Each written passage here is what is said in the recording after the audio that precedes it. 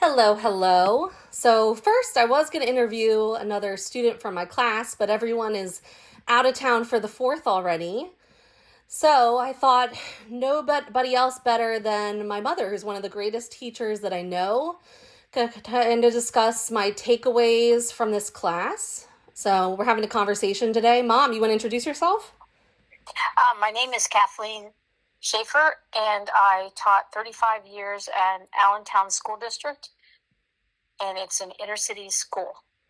Yes, in Pennsylvania, and I'm talking to her from Georgia, so long distance phone call here. Mom, I know you and I have talked a little bit about what I've learned in LLED 7930, but to tell you a little bit more about my takeaways from this class, we read about a teacher named Patricia and how she taught a memoir unit to her majority Latino students. And this was letting them reflect on their culture, and they could also write in their native language, which I thought was really cool. And we could talk more about that. Later, they did have to translate it to English. And then one of the things I'm most passionate about, because I do teach at an HBCU, is critical race theory. So paying attention to race, of course, seeing children and paying attention to their needs, but also this is like activism in the classroom. So how do we go above and beyond to help these students as far as recognizing, these racial issues, and how can we help them move forward in these ways and be active about it?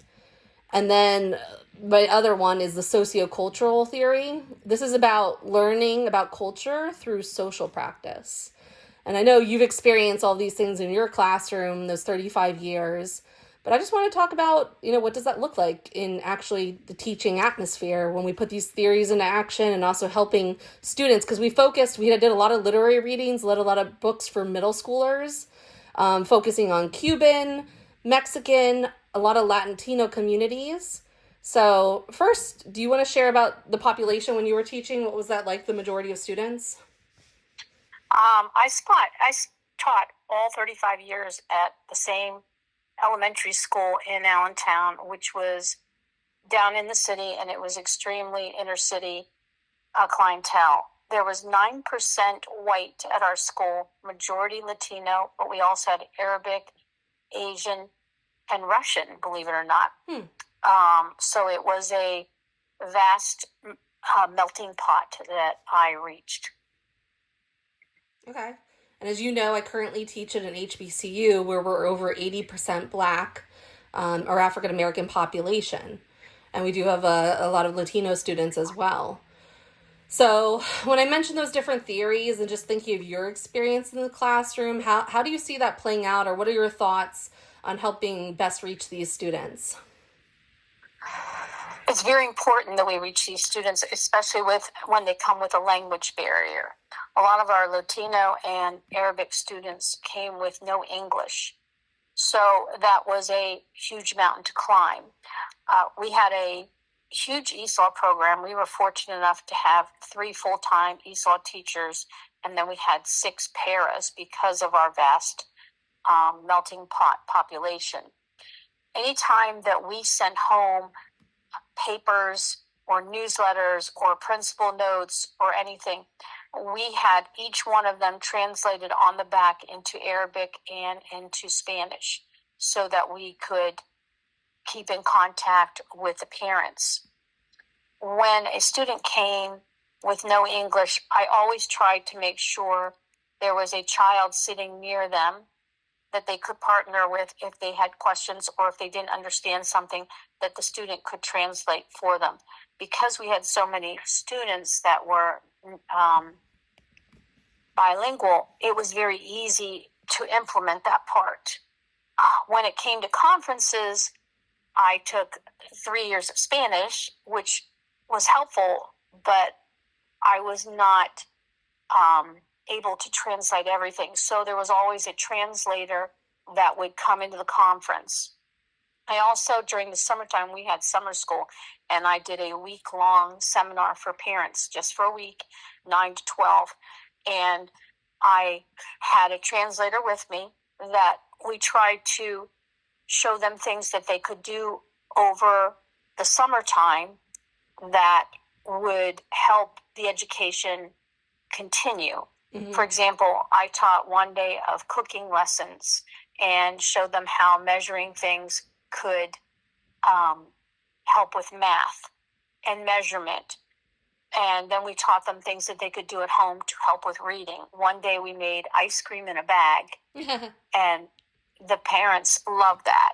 So we had 50 kids out on the sidewalk with baggies, and a baggie of ice, and they learned that they could make ice cream.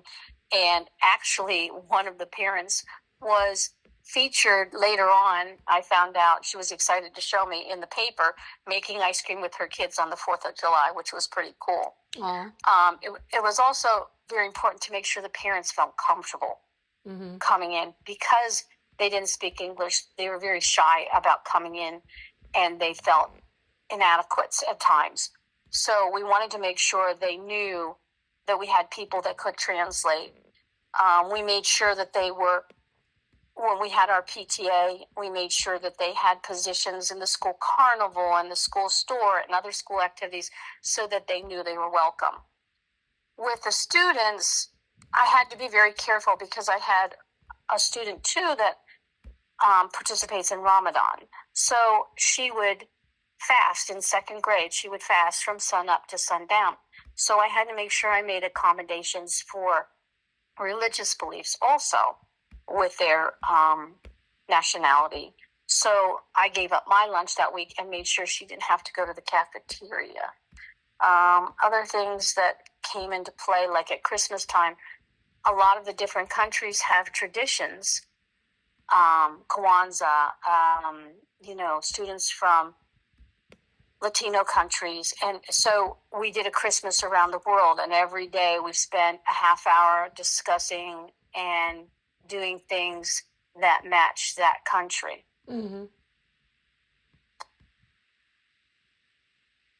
Any others that you wanted to share? I love that.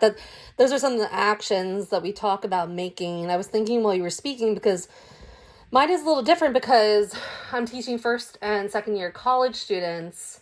And a lot of the things you were saying are based on, younger students K through 12, having the translator. We don't even actually have ESOL or a translator at our school right now. So I think that's something that I can be active about, after taking this class, going forward and pushing for that. Because we do have one professor for global education, but there's no one for ESOL to help them, which is something that we should have. So yeah, I definitely think I'm going to be active around that, pushing for that. I think it's important too, because to do in your area, because when they're not able to translate, that affects their reading and their learning. So by you including a translator, I think that helps. I also think you go out of your way, because you and I have talked about different things that you've done to make students feel comfortable coming to you. And they actually come to you with other things just besides writing. They feel comfortable when they're in trouble that they can come to you and ask for help, which Absolutely. I think is a huge benefit to their learning. Yeah, it's really creating that comfortability. If I could pinpoint, and that's not an easy thing. It sounds easier said than done, but like learning what kind of questions, what to say at the right time. A big part of this to me is, two, yes, you're recognizing the students that you help, but a really great teacher is someone that has like all the tools in their tool belt, that they're able to address the needs of any student that walks into their classroom. So it's paying attention to those defining factors in terms of culture, but any culture, any student should be able to walk in, and you should be able to help them best meet their needs. I think too, when you show, you actually show when you care. Mm-hmm. Without that, no one's going to come in and give you the time of day unless you show them you're willing to go the extra mile to help them. Absolutely. Let me pose a question to you too, because I don't have the translation, I don't have the ESOL program like you mentioned that you had. What would you say to a teacher? Because I speak majority English, I know a little Spanish because of my husband who's Latino. But what would you tell someone to help? I really like the idea that Patricia, the example we learned in class, she let them write in their native language. They translated it later to English to give a speech. What other ways would you encourage me or to help in that way without having a translator. I've used like Babbel and some other like AI translators with students. I had a Hindu student that I used it with, and that helped. But are there any other ways you would encourage? I've used my phone when there wasn't a translator around Ah, to translate what I'm saying. okay. Um, just because there was a parent that was in need and she was having trouble. She had her rent money, but she was falling short with her grocery bills, and she was looking for a place to get help. And I was trying to tell her about the food bank. Mm-hmm. So that was very hard to translate. So I used my phone to speak. I've also called my son-in-law when I'm desperate, and I say, "Hey, do you have a minute?" And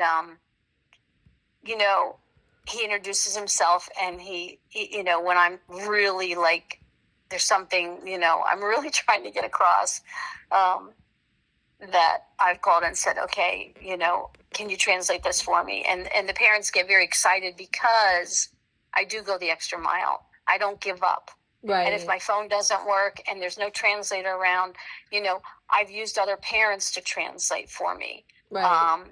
Because my Spanish is okay, Mm-hmm. but sometimes there are things that they ask that I just am not following. Right. So, and there are some parents that will, when they see another parent struggling on the playground with a teacher, to translate, they'll come right over immediately. It just seems to be a bond. Like if they need to know where there's doctors or, medical care, you want to make sure they know where they can go. Right. I don't want to leave a parent out there, so-and-so sick. I don't know, I don't have a car, where are the doctors around here? Where are the food banks? Where can I take English classes? We also started an English class program where one of the professors from the local college came over and taught English classes, which was beneficial also. The parents really liked that.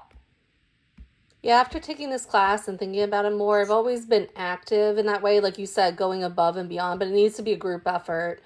So I'm going to definitely look into the ESOL, getting a translator or more for the school. And I want to hire more Spanish tutors too to help students within the writing center where I work.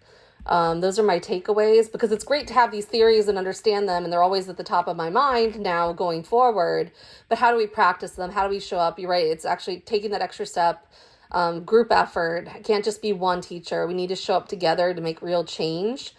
Because when I think about these, I've met other teachers, and they're reading this material too, and they might say, well, I teach at a majority white Catholic school. I don't really need to know this. We all do. Like I said, if you're going to be a great teacher, you have to know to help every student that walks into your classroom. Is there any last thoughts that you want to add on teaching going forward, or anything we talked about? No, I think what you said also is you need to work together. The ESOL teacher, I was very fortunate that we worked extremely well together, and we, accented each other and worked together. So I think that's important. And there's a lot of fears right now from the Latino population. Absolutely. That they worry, and I get phone calls at home that, they just want to know, where they can go and things. So it's very important. Absolutely. Yeah, classroom should be that safe space, and it comes from the teacher. That's where it starts and that's where it ends. So setting that example and moving forward with these different types of theories and practices. So thank you, Mom, for joining me. And everybody in your class, I hope they realize, teaching goes outside the walls of the classroom, and that's what's important. Absolutely. Thank you so much. Thanks for spending time with me. Yeah, always.